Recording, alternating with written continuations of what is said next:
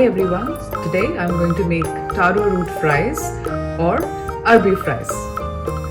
To make this I have about 7 taro roots which I boiled. So just take boiling hot water and place this in it for about 10 minutes and then just drain it. You don't want to overcook it. So as a first step I will take this and let's start peeling this slowly like how you peel a boiled potato.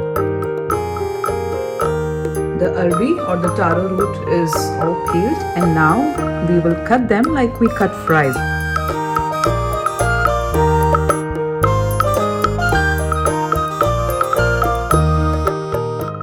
There you go, the arbi or the taro root is all chopped just like you have fries.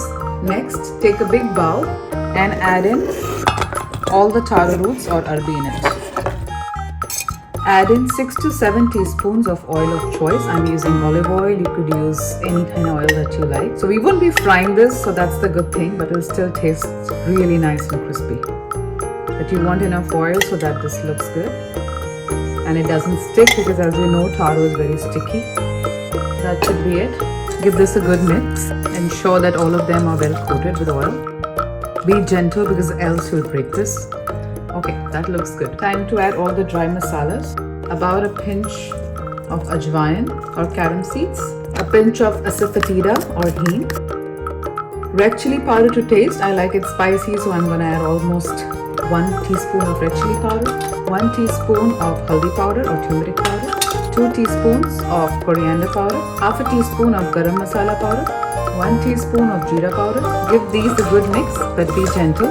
You don't want to break the arbi. You just need it well coated. Now add some salt to taste. Next we will add some gram flour or besan powder. So this is 1 tablespoon, 2 tablespoons, 3 tablespoons, about 4 tablespoons of gram flour. And now we will give it a gentle mix again and ensure that all of these are well coated in besan. There you go. They are all done. And now you have 2 options. Either put it in the air fryer and let it cook for about 20 minutes, or we can bake it in the oven at a 350 Fahrenheit or 180 Celsius for 20 minutes and then flip it again on the other side for another 10 to 15 minutes and it should be done. I'm going to use the air fryer for this recipe. So take the air fryer and just put in all the... Take the air fryer and add the taro roots to it.